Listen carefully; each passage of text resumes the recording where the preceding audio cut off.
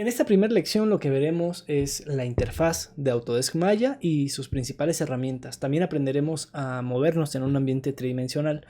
Si es la primera vez que estás utilizando un software de 3D, no te preocupes, vamos a ir con calma y la ventaja de las lecciones grabadas es que en cualquier momento puedes rebobinar y volver a ver, digamos, para reforzar el conocimiento. Bueno, independientemente de si estás trabajando en Linux, Mac o Windows, la interfaz de Autodesk Maya se va a mantener y siempre en la parte de arriba van a tener los menús. Ahora, es importante saber que estos menús cambian después de Windows.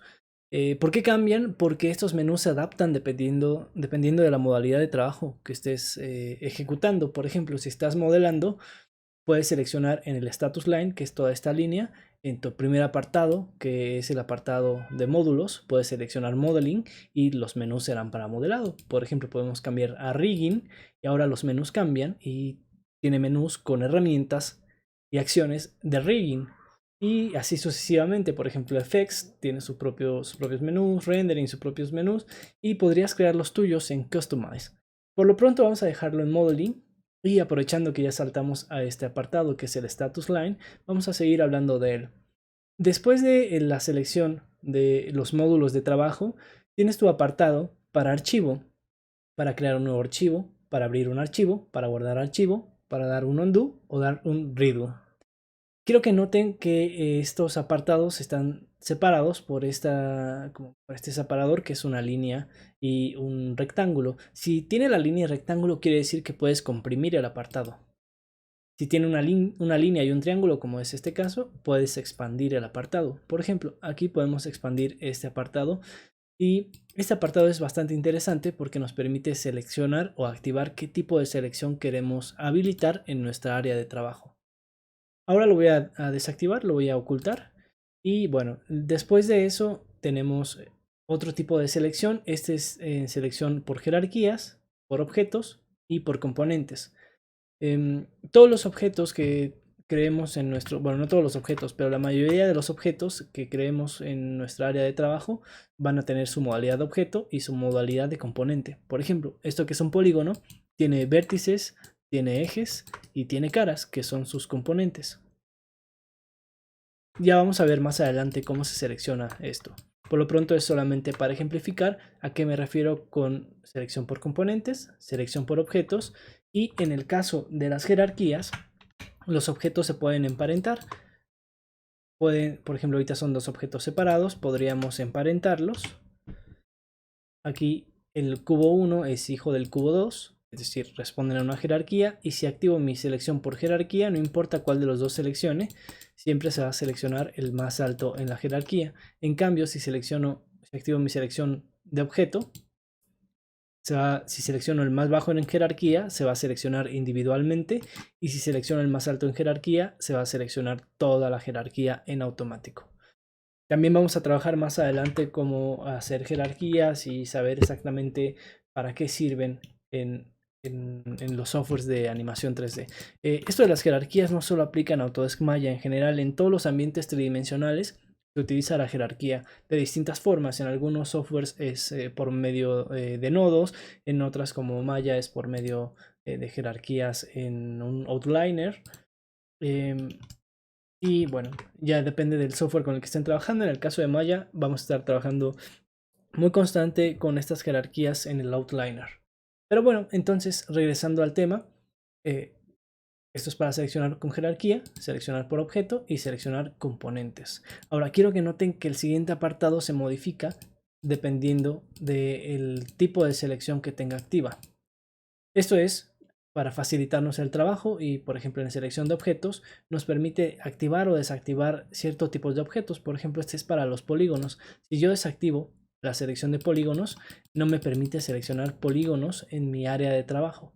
Si tuviera curvas, podría desactivarlas o activarlas. ¿Esto para qué es? Cuando tenemos una escena muy grande o una escena bastante compleja con distintos tipos, no solo geometría, sino luces, cámaras, objetos hechos para rigging o setup, nos conviene solamente activar lo que queremos seleccionar. A lo mejor queremos solo seleccionar curvas, entonces apagamos todo y solo activamos las curvas. O si queremos tener siempre todo activo, lo podemos dejar también todo activo.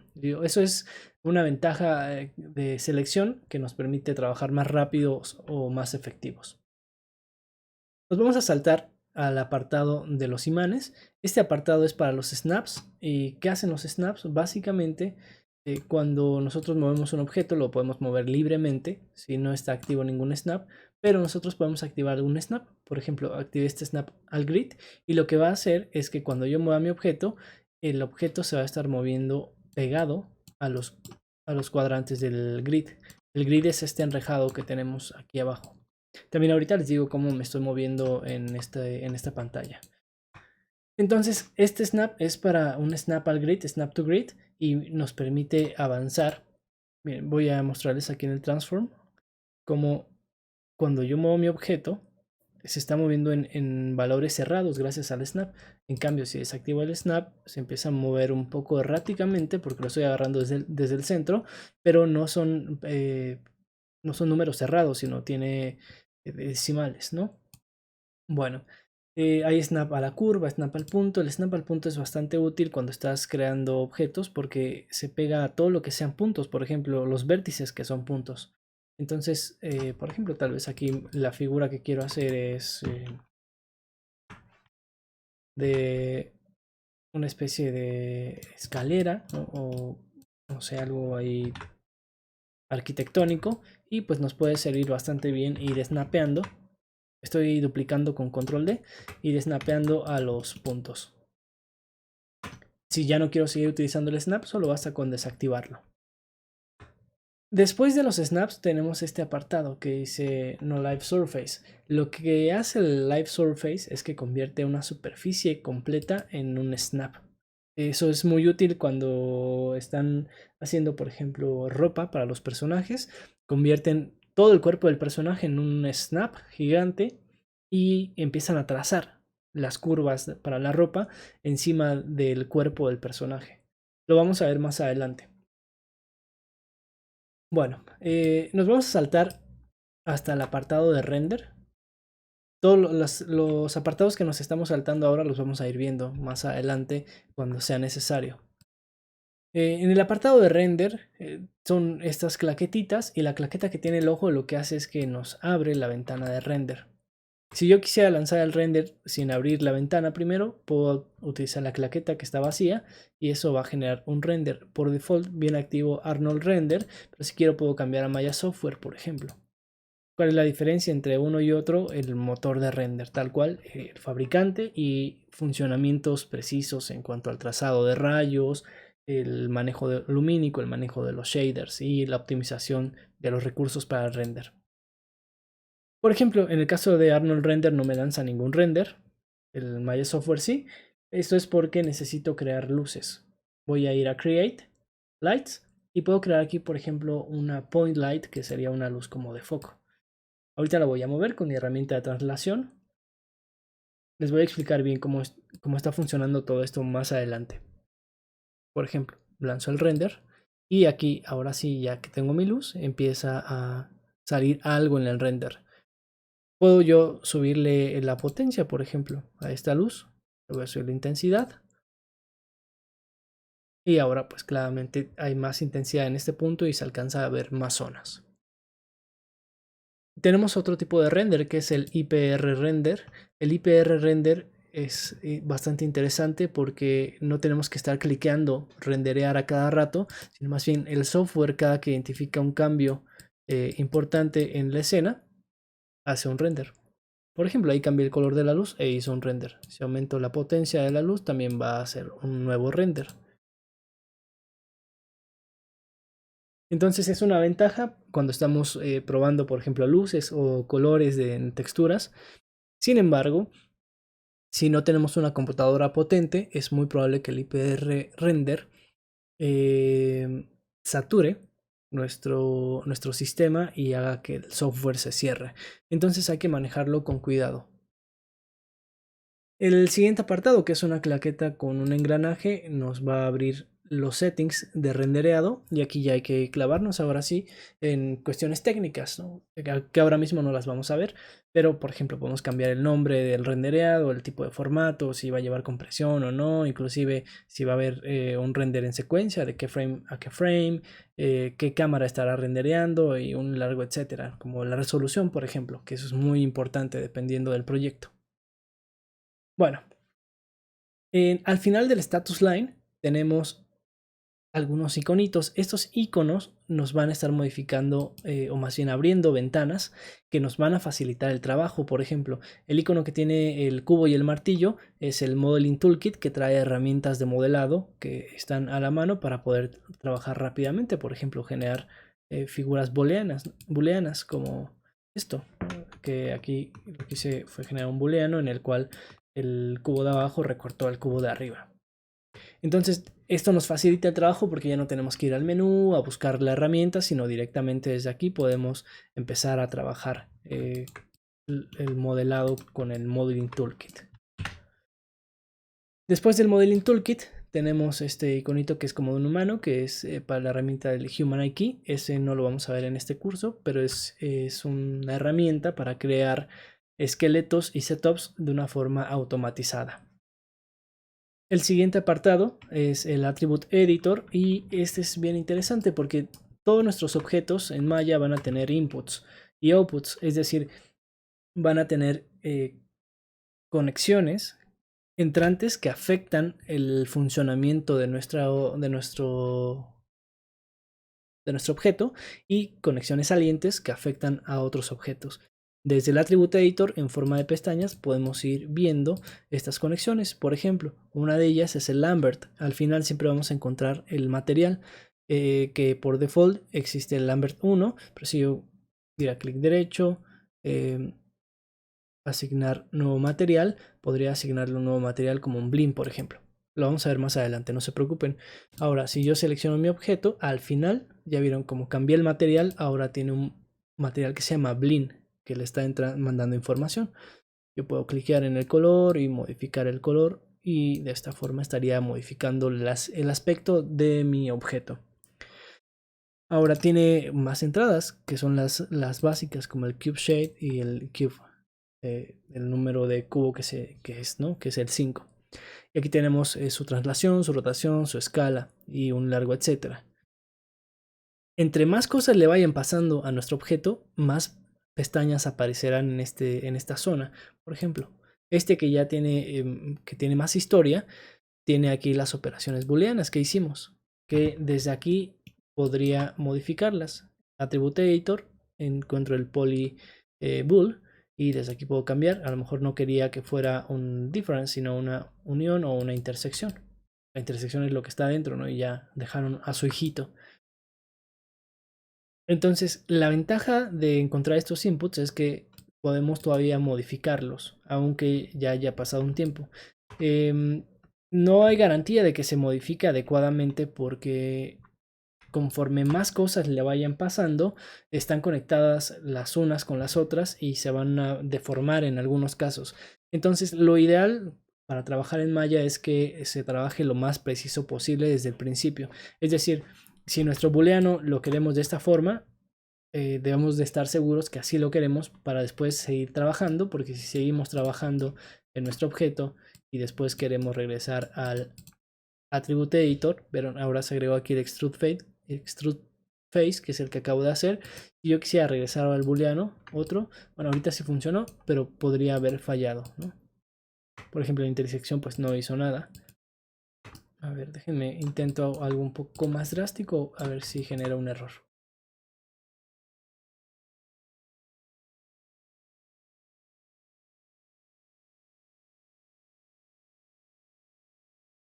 Hasta ahora no ha generado ningún error al respecto. Por ejemplo, aquí ya hizo ahora sí un error extraño, ¿no? Pero bueno, para evitar todo eso es mejor ir trabajando bien desde el principio, ¿no? Como lo más precisos posibles. Después del Attribute Editor tenemos el Tool Settings. ¿Qué es lo que hace el Tool Settings? Nos va a permitir seleccionar los atributos o el funcionamiento de la herramienta que tengamos activa en el momento. Todas las herramientas tienen sus propios atributos y desde el Tool Settings la vamos a estar modificando. Al lado del Tool Setting tenemos el Channel Box y el Channel Box nos permite ver los inputs y los outputs, principalmente los inputs de nuestros objetos. Por ejemplo, además de los inputs, nos permite ver el transform, que eso es lo más importante del Channel Box. En el transform vamos a poder trabajar la translación, la rotación, la escala, la visibilidad, inclusive podemos agregar nuevos atributos. Pero por ejemplo, en este cubo que ya tiene historia, aquí podemos ver cómo se fue creando. Primero fue el cubo, después el booleano, la instrucción 1, la instrucción 2, y si fuera haciéndole más cosas, irían apareciendo en esta zona. Por ejemplo, voy a cortarla. Y ahora, cuando yo regrese acá, aparece un split. Y este split tiene la información de cómo se generó justamente ese cambio. En el caso del transform, vamos a poder, desde este apartado, si selecciono el nombre y presiono el botón central del mouse, puedo modificar el transform en específico. O directamente puedo yo teclear los números con los que yo quiero modificar el objeto.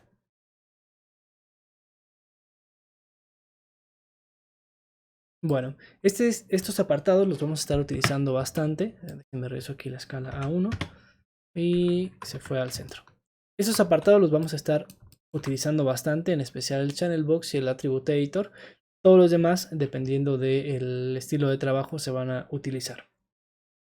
Bueno, del lado izquierdo, ya que hablamos de las herramientas, tenemos nuestras herramientas. La primera es la herramienta de selección, que como su nombre lo dice, nos sirve para seleccionar.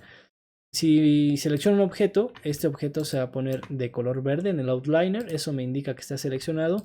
Y si tengo más de un objeto seleccionado, por ejemplo, selecciono uno, Shift, clic el otro objeto, el último objeto en la selección va a estar de color verde. Y el objeto anterior va a estar de color blanco. Así podremos saber que son múltiples objetos en selección. ¿Para qué nos sirve seleccionar múltiples objetos? Bueno, tal vez para moverlos o para aplicar un cambio a todos esos objetos, como a generar un nuevo material. Eso se aplicaría al grupo de selección.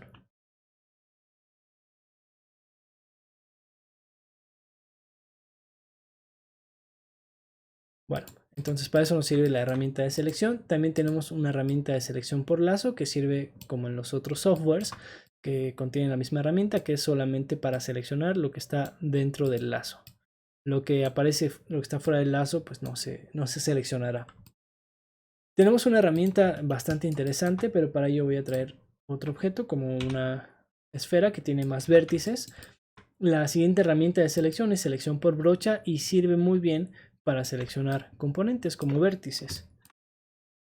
Esta herramienta de selección por brocha nos va a facilitar mucho el trabajo cuando estemos modelando, en especial cuando estemos haciendo modelado orgánico, lo es el modelado de un ser humano, porque nos va a permitir seleccionar áreas de vértices bastante grandes sin tener que ir vértice por vértice.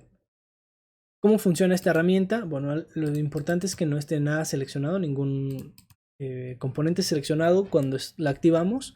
Si tenemos algún componente seleccionado, cuando lo activamos, lo que cliquemos se va a agregar a la selección ya existente. Si la brocha es demasiado grande, podemos mantener presionada la tecla B y clic izquierdo, y con esto nos va a permitir acortarla o alargarla.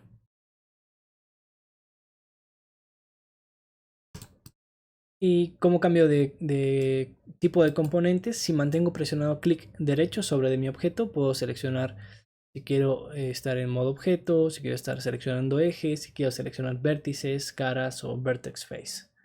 Vertex face es tanto vértices como caras. Bueno, para eso nos va a servir la herramienta de selección por brocha. Lo que sigue es la herramienta de traslación. La herramienta de traslación, su shortcut es la tecla W y nos va a permitir mover nuestro objeto. Voy a hacer rápido un paréntesis porque yo me estoy moviendo muy tranquilamente en nuestra cámara, pero no estoy mencionado aún cómo es que nos movemos.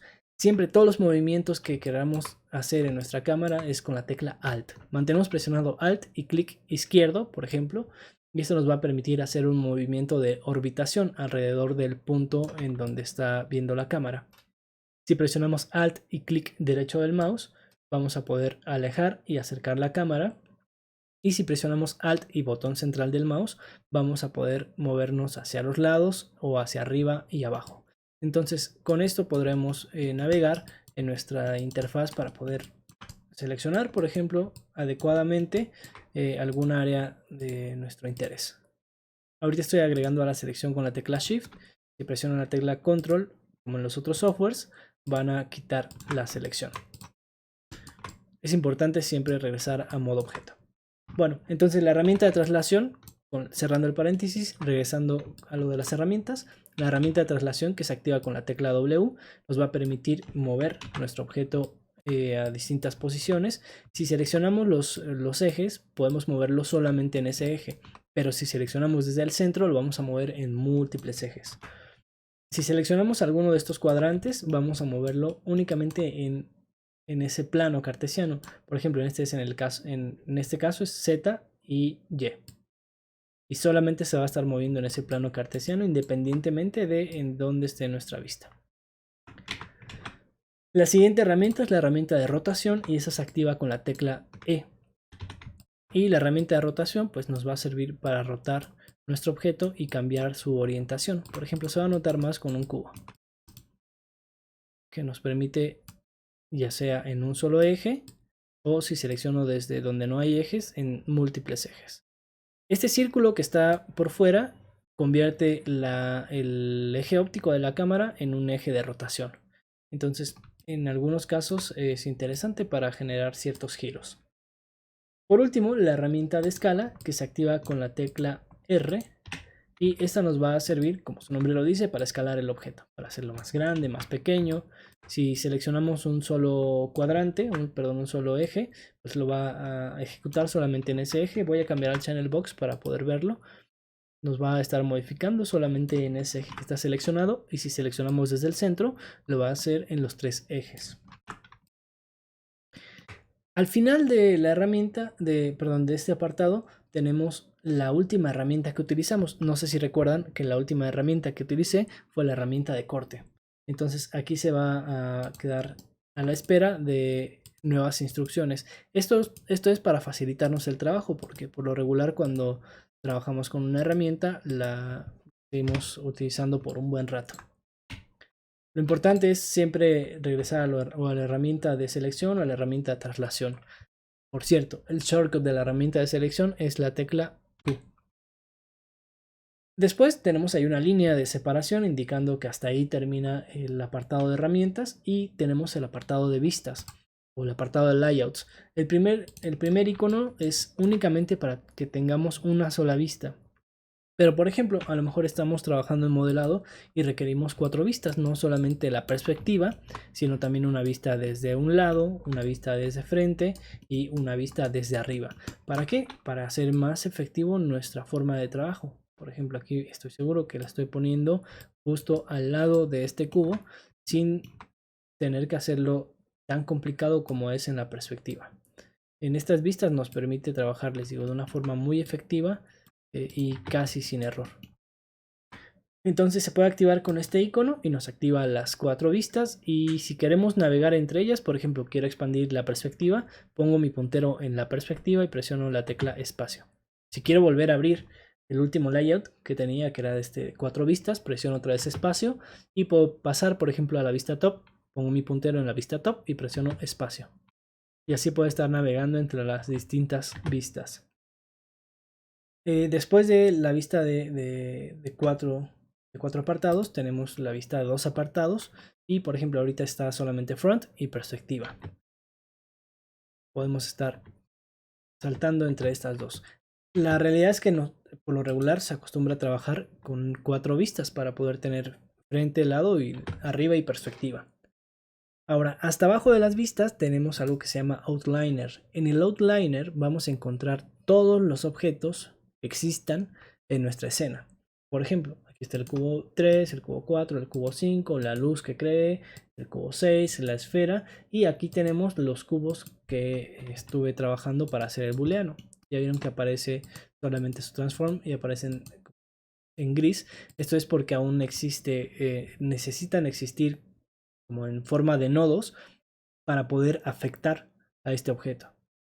Hasta que no se le borre la historia, es decir, hasta que no se elimine esto, se borrarán estos objetos fantasma. Pero por lo pronto no lo vamos a hacer, lo vamos a dejar así.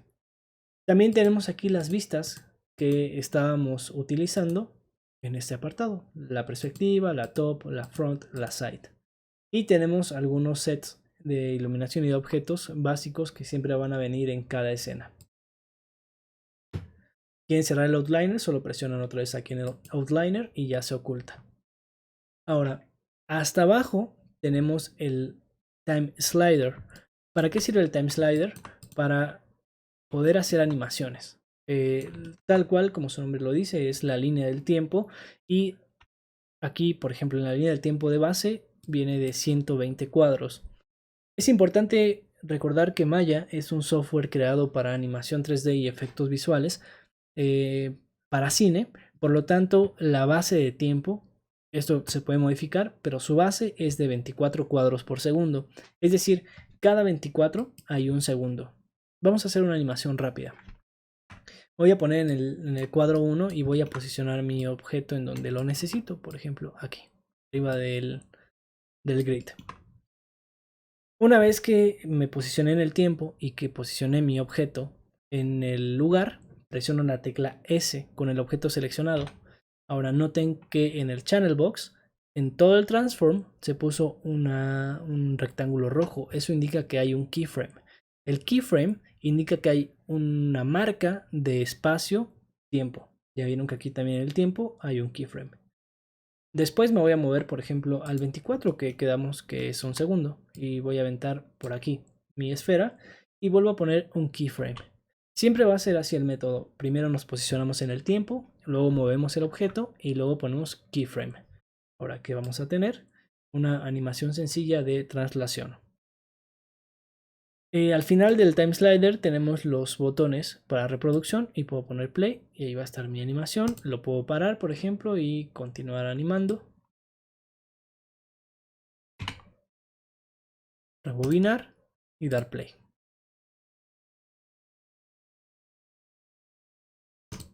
Por ejemplo, me podría poner aquí en el 120. Ahorita lo estoy haciendo a ojo. Esto no es lo ideal cuando estás animando, pero solo es para mostrarles.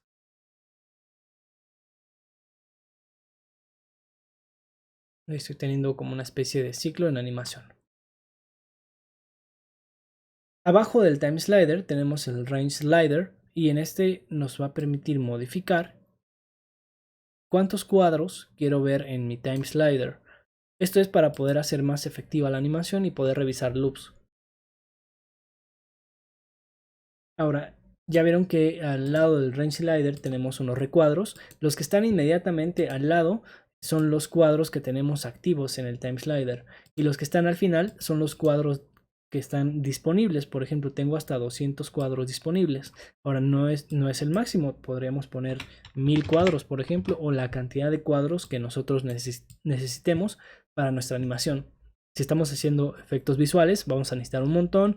Si estamos haciendo animación, tal vez vamos a ir con menos cuadros. Eso depende del flujo de trabajo. También al final de este apartado del range slider tenemos la base de cuadros por segundo, si estamos a 24, a 23 o a 30 o a la cantidad de cuadros que necesitemos.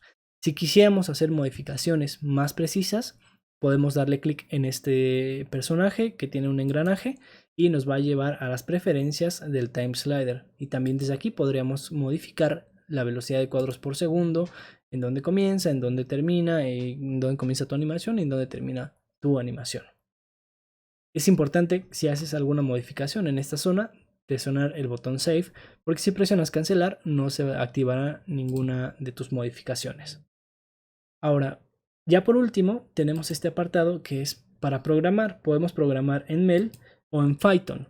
Ahora, aquí no es para hacer scripts de programación, es más bien para activar rápidamente un algún comando de programación como para seleccionar jerarquía o para hacer alguna modificación inmediata o lanzar algún script. Y también tenemos nuestro apartado en el cual se lanzan todos los errores y todo lo que hagamos. Por ejemplo, voy a crear algún objeto y en esta zona me dice el resultado. Al final es programación también. Entonces aquí este botón tiene cierta programación y el resultado es un pCube 7. Y bueno, esa sería básicamente la introducción a la interfaz de Autodesk Maya y las herramientas básicas como la traslación, la rotación y la escala. Nos vemos en la siguiente sesión.